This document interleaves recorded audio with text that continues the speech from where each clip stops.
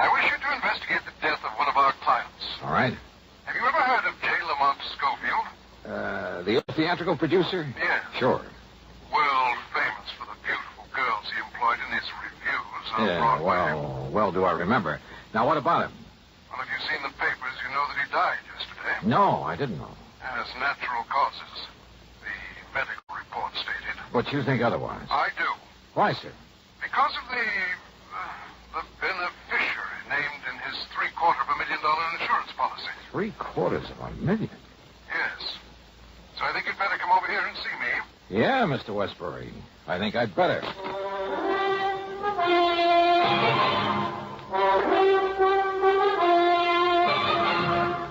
Bob Bailey in the exciting adventures of the man with the action-packed expense account, America's fabulous freelance insurance investigator. Yours truly, Johnny Dollar.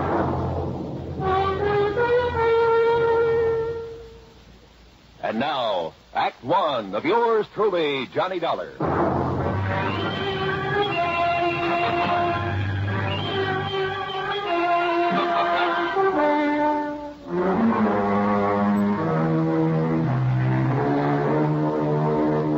Expense account submitted by Special Investigator Johnny Dollar to the Worldwide Mutual Insurance Company, Home Office, Hartford, Connecticut.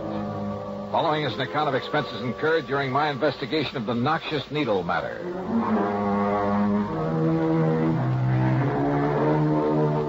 Expense account item 1, 85 cents for a taxi to the office of Worldwide. When I got there, I had to go through a receptionist and 2 secretaries to get into Mr. Waldo R. Westbury's private office. Please sit down, Mr. Dollar. Thanks. Well? Now, here's the policy I mentioned. Providing $750,000 insurance on the life of late J. Lamont Schofield. That's a lot of money, Mr. Westbury. Incidentally, was he married? Schofield? Surrounded by beautiful women all his professional life? No. Then who was his beneficiary? This policy has been in effect only 13 years, but... Now, look here. Look at these riders. Changing the beneficiaries. Goldie LaFern. Sounds like a burlesque queen. She was. After his money, of course. Toodles Tempest. Wow. Horrid name. Baby Boodles Baker. That's worse. Bubbles Jones. Holy smoke. Pepper Caprice Carstairs. Cupcake DeLon. And... Hey, what's this doing here? Mary T. Smith. She is the present beneficiary. Well, that's quite a come down from all those babes. Yeah. Mr. Dollar, the initial T stands for torso. The stage designation she used. Oh, and you think she bumped him off to collect the insurance? Bumped him? Oh, yes, I do. But if a medical report says the old man died of natural causes... At the time of his death, Mary Smith, Mary T. Smith, was his private nurse, responsible for his care, the medication he received, and so forth. Ah, I see. I'm glad you do. Because if you can prove she murdered him... In spite of the doctor's report? Yes. You can save our company a great deal of money. I don't often say this, Mr. Dollar, but in view of the amount involved, there'll be no questioning any necessary items on your expense account, no matter how high. Necessary items? Well, surely you wouldn't think of listing any unnecessary expenditure. Dream on, Mr. Waterbury. Hmm? Well, what? Nothing. You say that Schofield died yesterday? Yes, today afternoon. Where? At his home in Cranford, New Jersey. Do you know who his doctor was? Yes, Dr. Leonard Foote. Good. Now, I wonder where this nurse is. Anybody keeping an eye on her? Yes, you'll find her there at Schofield's home. Obviously, she's a very smart woman. You mean smart enough not to run? I'd put it the other way, Mr. Dollar. Smart enough to have made him name her in his policy and to stay around to collect. You know anything about her? Only that she was a showgirl before making this pretense of being a nurse. Yeah, but if a doctor was willing to have her take care of him, you know anything about him? Frankly, no. Then I have a sneaking suspicion I'd better pay him a visit. Item 2, $4.15 for another taxi, then a train down to New York. At Grand Central, I ran up item 3, $50 deposit on the drive-your-own-car. Item 4, 50 cents to get through the tunnel to Jersey.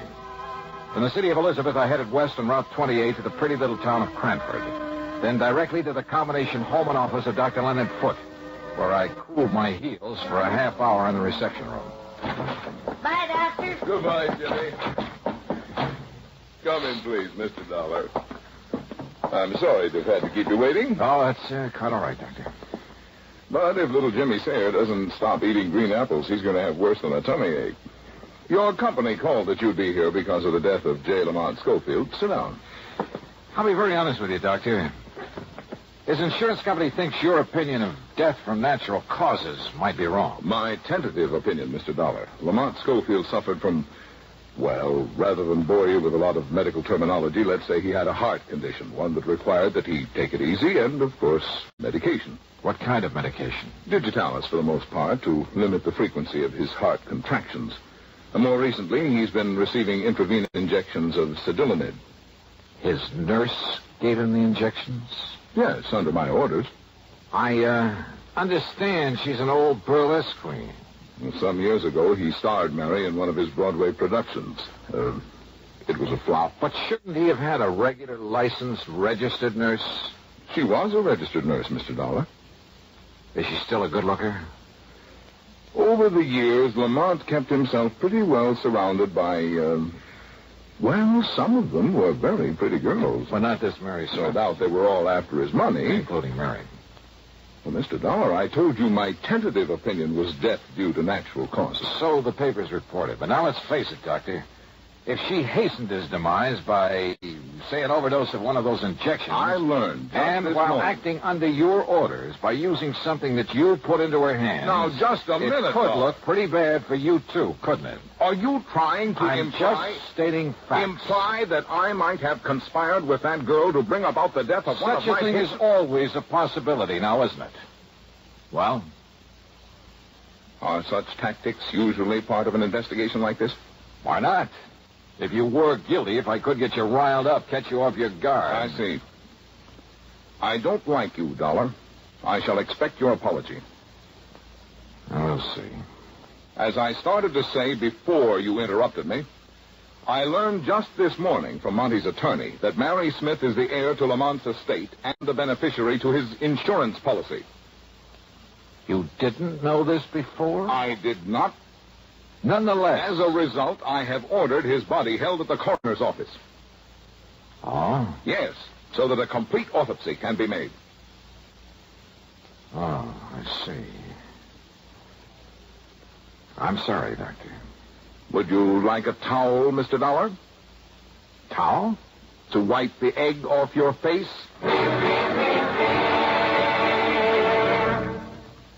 Act two of yours truly, Johnny Dollar, in a moment. And now, Act two of yours truly, Johnny Dollar, and the Noxious Needle Matter.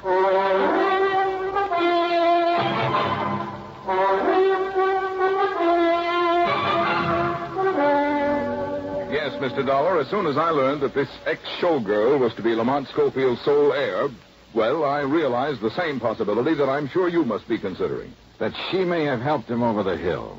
Precisely. I know, all things being equal, Doctor, do you feel that he should have lived on a while? Where a bad heart is concerned, one can never be certain, of course. But knowing his desire to live, his willingness to adhere to my instructions and take care of himself, plus the medication I provided... Medication given by this Mary Smith? Yes.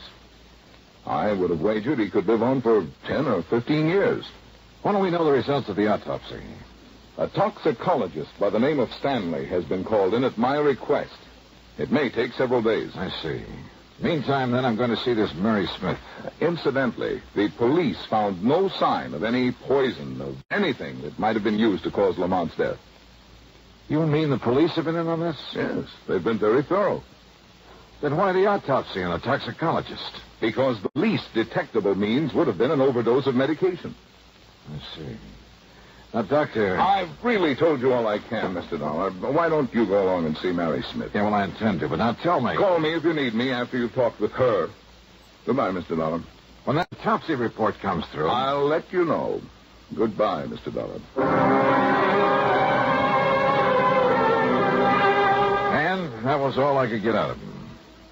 The home of the late J. Lamont Schofield turned out to be a small place on 3rd Street, nestled in among some fine old oak trees. It gave it a quiet sort of isolation.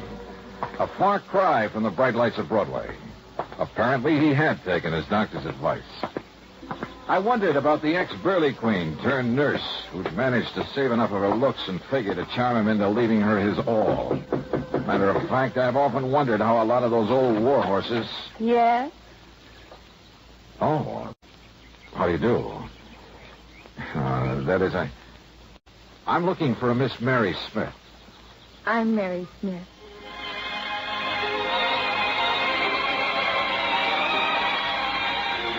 Old warhorse. Believe me, I'd guess wrong.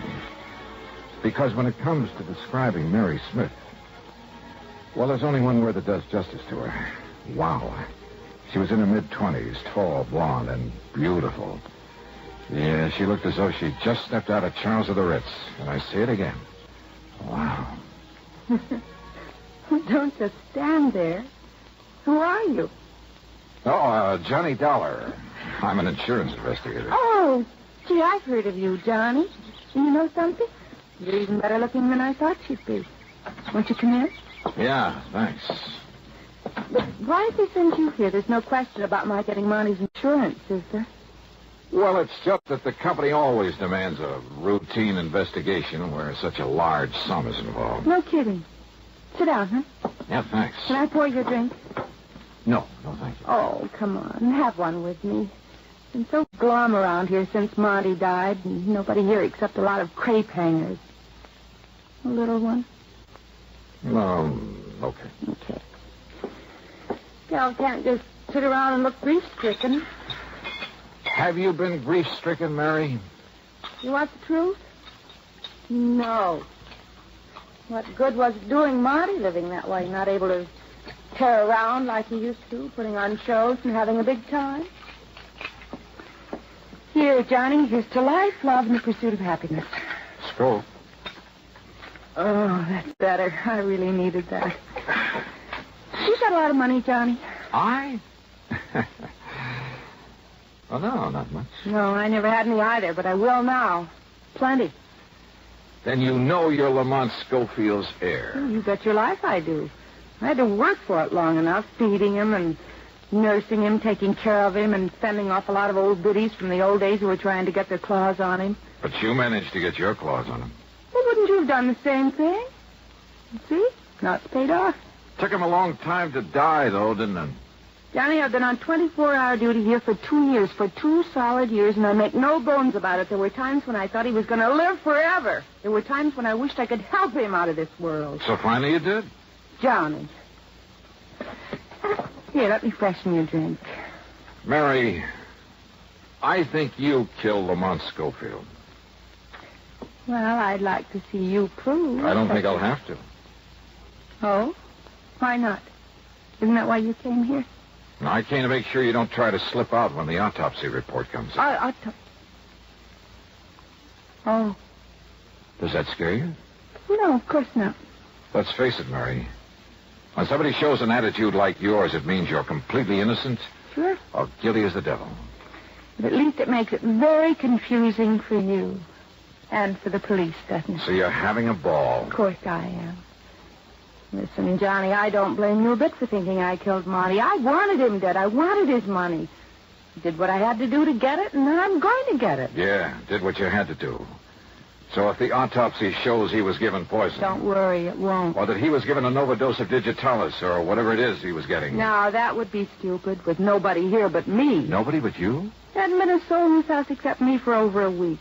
Since the last time Dr. Foote came to see us. You're sure of that? Well, of course I am. Then if somebody did kill him, it would have to be you, yes. Nobody else. Yes, sure. Remember that, Mary. Would you like me to put it down on paper for you and sign it? Yeah. Would you? Sure. I'll do anything, Johnny. If it'll confuse you. All right. Then start writing. Why not? Now, let's see. I, Mary T. Smith. Is that all right for a start? Oh, excuse me. No. Keep writing. I'll take it. All right. I, Mary T. Smith. Oh, yes, Doctor. Yes. Oh. Oh, I see. Not even the possibility of too much of... I see. And you're sure? Of course he's sure. Okay, Doctor. You disappointed, Johnny? Because they found no poison, no overdose of sedalinid? I guess you know the answer, don't you? Of course I do. The autopsy showed nothing. You can't build a case out of thin air. So here. Here's your little paper, all signed and sealed. Well, see, Johnny, I don't want it, and you said you did. You're far too smug, Mary. I have a right to be. You're barking up the wrong tree. You cannot build a case on nothing but thin air. Yeah, I know. So what do, Johnny? Just sit here and wait until your company pays you the money? Build a case? Until the estate is settled, or can I collect it? Yeah, Mary. You stay right here. And thanks for saying that. Huh? Johnny, what do you mean?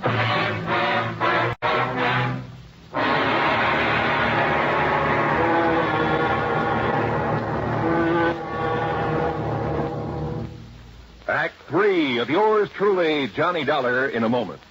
And now, Act 3 of yours truly, Johnny Dollar, and the Noxious Needle Matter.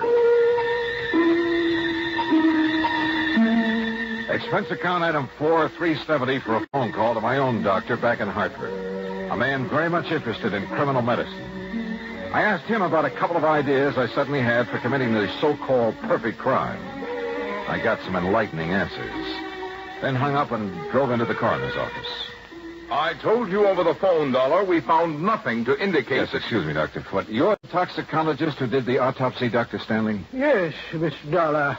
And as Dr. Foote told you... Listen, could Lamont Schofield possibly have died of an embolus in the brain, maybe? Well, yes, I suppose so. Can you find out by further examination? Well, of course. Then go to it. What is this, Dollar? Are you trying to play doctor now? I told you in the beginning I don't like your tactics, and I like them.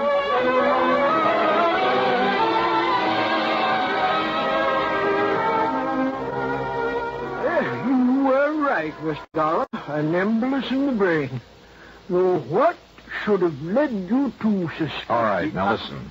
I don't know where the equipment is that Mary Smith used to give the medication to Mr. Schofield. I have it all here, Dollar. The remains of the bottle of sedalinid that I prescribed, the hypodermic with which he administered, all in this kit. Which needle did you use, Dr. Foote? This small one, of course. He only received 2 cc's. What are these others, this big one? Simply part of the set. Only the smaller one ever had anything in it. We checked. The others never contained anything more substantial than air. That's right. Air. What? Mr. Dollar. Yes, Dr. Stanley. 30, 40, 50 cc's of air, plain air, injected into a vein? Yes, of course it would cause an embolus. And if you were to find traces, microscopic traces of the flesh of Lamont Schofield in that hypo that contained nothing but air... Yes, of course. I'll go to work on it immediately. If he does find traces of dermal tissue on that needle, I can't believe it. A case built on nothing but thin air. Yeah. And the ironic part of it is, the tip-off came from Mary T. Smith.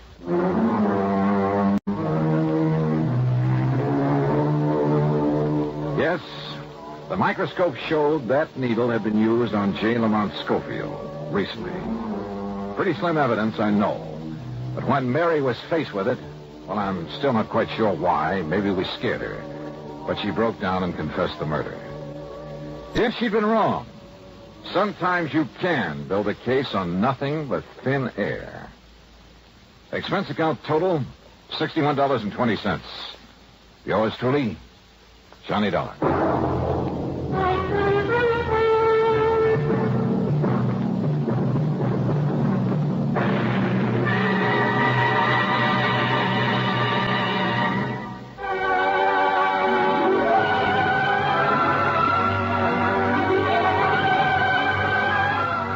Truly, Johnny Dollar, starring Bob Bailey, originates in Hollywood and is written, produced, and directed by Jack Johnstone. Heard in our cast were Virginia Gregg, Bartlett Robinson, Marvin Miller, and Junius Matthews.